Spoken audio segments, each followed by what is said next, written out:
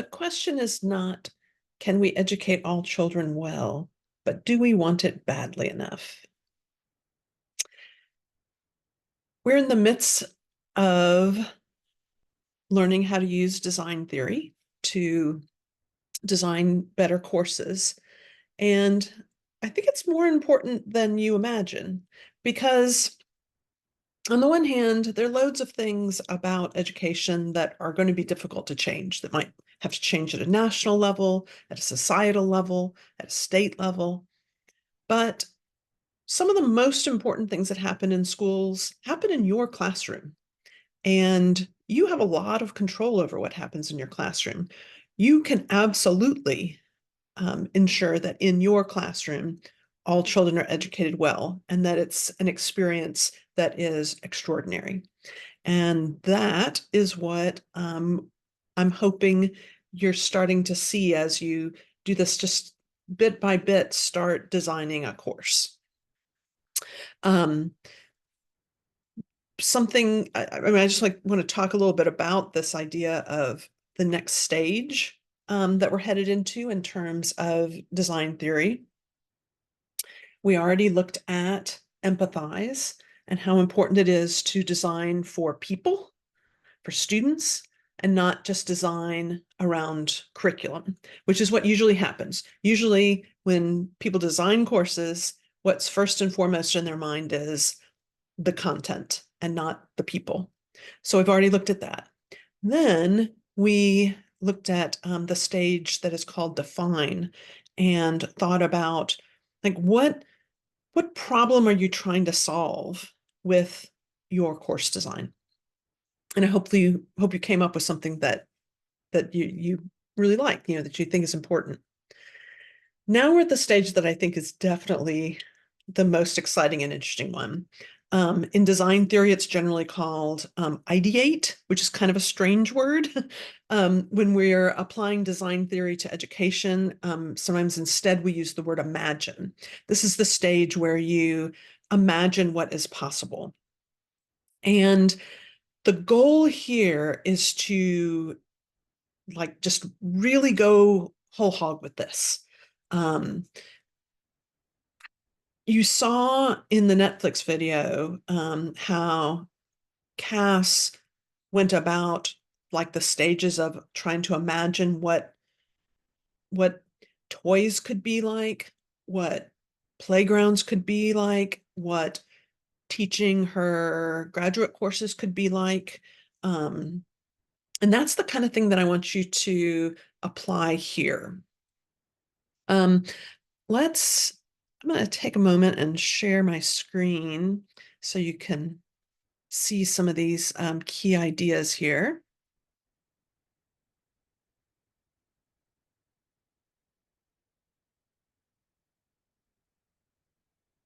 Always takes a moment to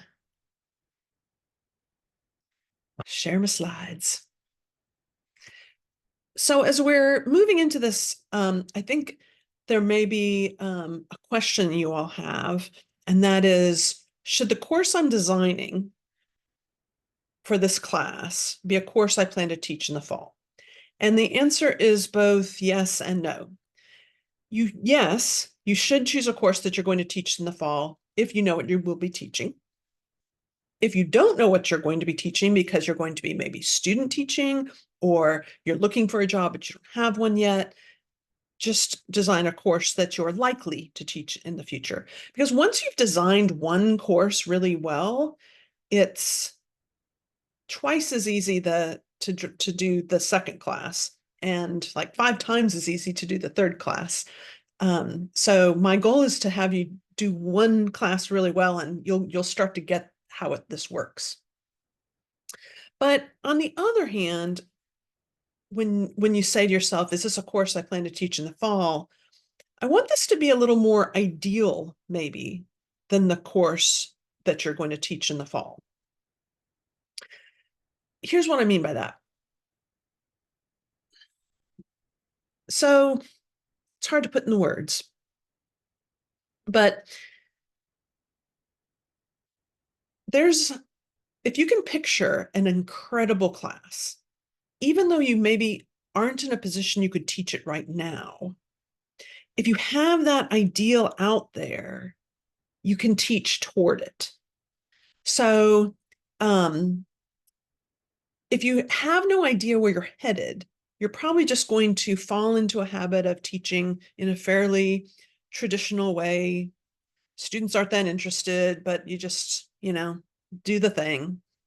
But if you have an ideal out here that you can start working toward, even if you can't get all the way to the ideal this coming fall, maybe you can get 20% towards the ideal this coming fall.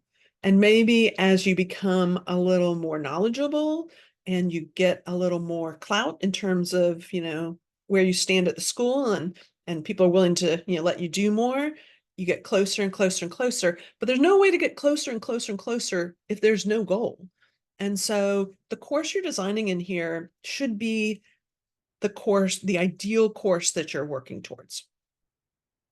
If you want to do just the same old thing, you don't need this course. You could just go talk to another teacher who's doing that thing, watch them for a few class periods, do that.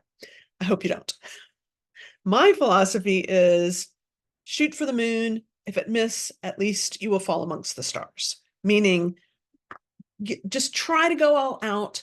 And if you get only 2/3 of the way there, that's still amazing. It's way better than just staying back here for the rest of your career. Get as far out there as you can. I have loads of former students who have gone on to design classes that are truly extraordinary. The one that's foremost in my mind is the story of Alison Crawford, and it's because she just recently presented in one of my classes, and so her story is sticking in my mind. But basically, she did that while she was in this program. She imagined this course that she wanted to teach, and it was a little bit out there. She is a writer. She wrote and published her first novel when she was an undergrad, and what really matters to her is that students not just be able to kind of generally write well, but that they develop a passion for writing and see what writing can be for them. And so she designed a course that she felt could do that.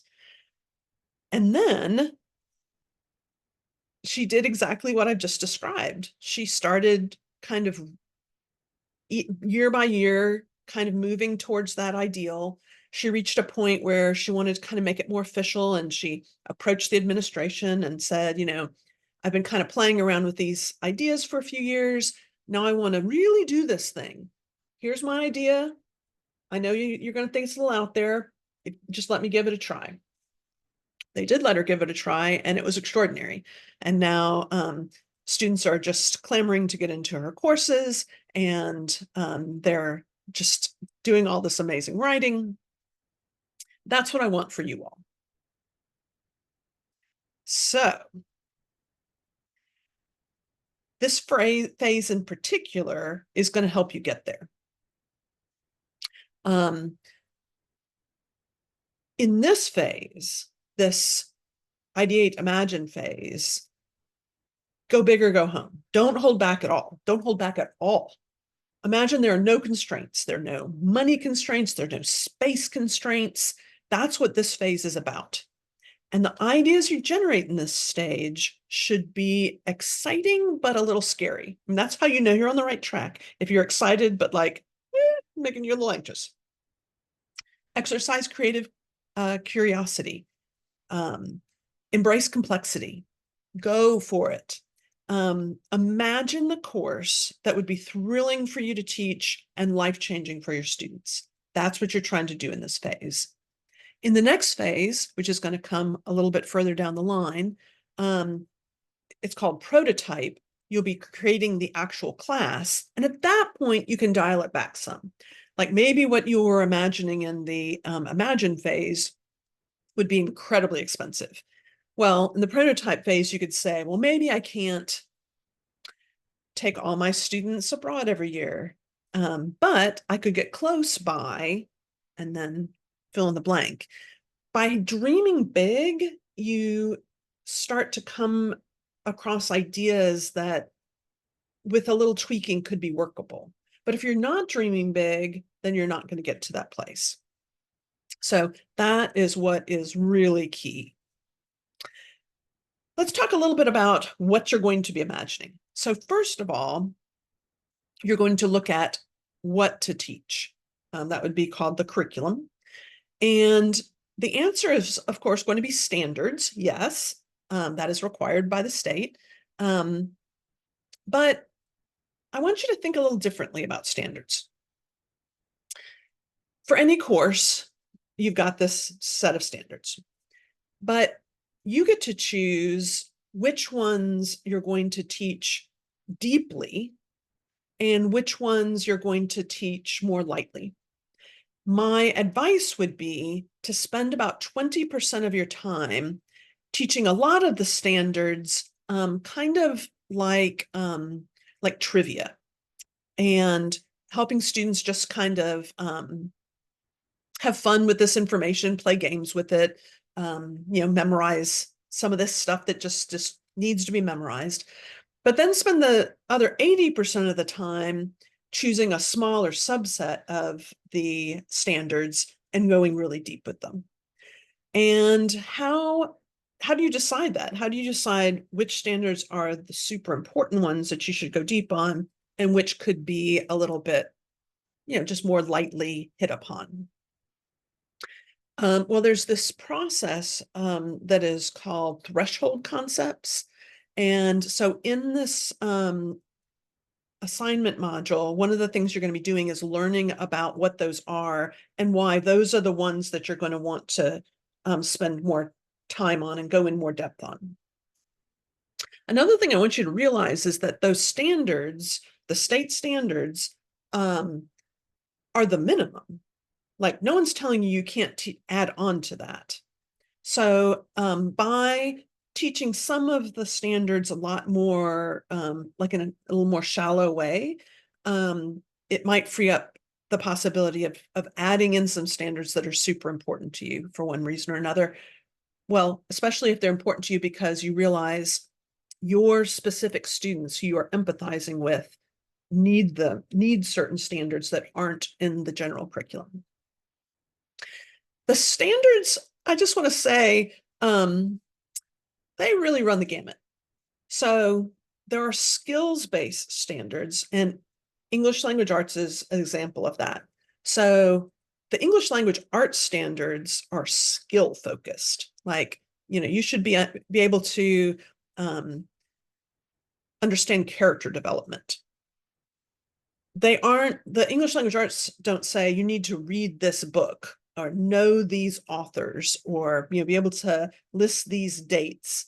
On the other end of the spectrum are the history standards, which are information based. And I'm just sorry, all of you who have to deal with standards like that. It's basically this person and this date and this event and now and it's just, yeah, much more difficult to work with.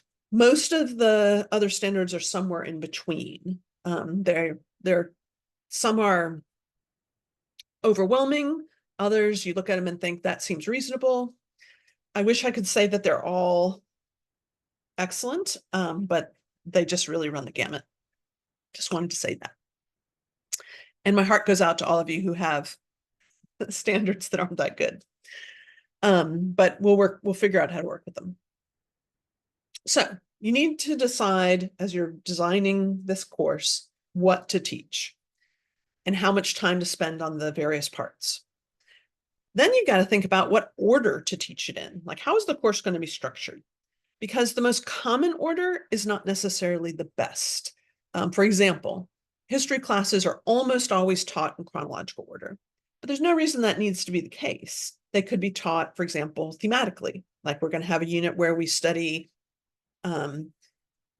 war in American history, and then we're going to have a unit where we look at social history and so forth.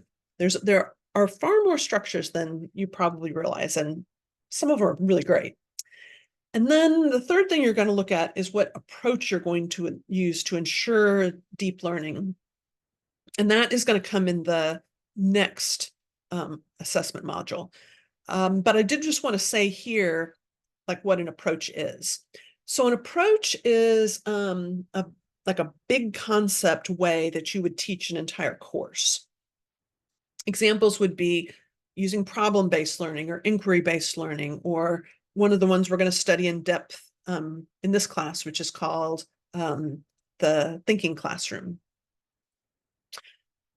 A strategies are little things, not a big umbrella that you'd use through a whole semester, but little things. So for example, if you are using a certain type of quiz, that would be a strategy. Or maybe you're using something like Think, Bear, Share, or you're using pre-questions.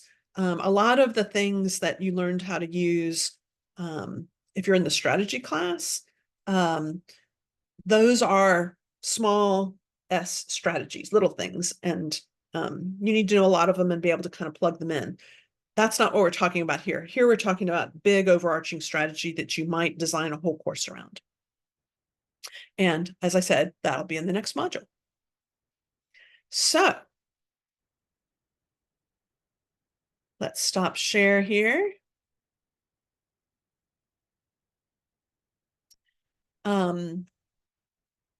I think that's probably enough information for you to get started on this spectacular phase of our stage in design thinking. You've got 3 more videos coming. One is going to just kind of help you manage and organize your personal pages, because some of the work we're about to do is going to it's going to be like literally big. And so I just want to kind of help you with that a little bit. Then in this stage, we're going to be working a lot with AI, because I think you're going to find that what AI is particularly ideal for is doing this kind of really innovative, out of the box kind of brainstorming. And then because I know it can be difficult to use AI at first, I'm going to have a video that shows you how to use some prompts that I created for you. That way you don't have to create prompts on your own at this stage. So that's what's coming, and I will see you in the next video.